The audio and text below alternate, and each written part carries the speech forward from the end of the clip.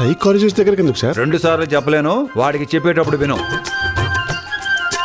ఇంతకీ మీ సమస్య ఏంటో చెప్పండి.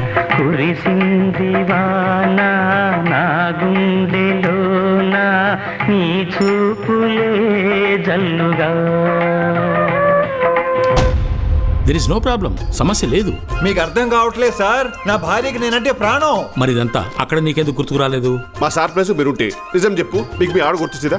ఎక్కువ శాతం మొగుళ్ళకి ఆ టైంలో ఆళ్ళ పిల్లలు గుర్తుకురారు. రామ్ని అనుమానించడమా? మగాళ్ళు ఎలా ఉండాలి అన్నదానికి రోల్ మోడల్ రామ్.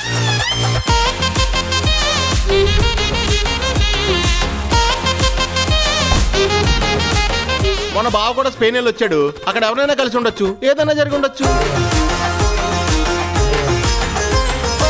కమలాసన్ నాయుడు గారు, ఓ భర్తగానే తప్పు చేశాను కదండి. ఎవడైతే తప్పు చేసి ఆ తప్పు తన భార్యకు తెలిస్తే ఎక్కడ బాధపడుతుందోనని భయపడతాడు చూడు, వాడు అసలు సిసలైన నిఖార్సైన భర్త. ఇంట్లో ఎవరెవరు ఉంటారు? అన్న, వదిన, వాళ్ళ అబ్బాయి, నేను, వదినోళ్ళ చెల్లి ఉంటాం. వైఫ్ ఉందని ఎందుకు చెప్పలేదు? వదినోళ్ళ చెల్లి అంటే నా వైఫేగా కాదా?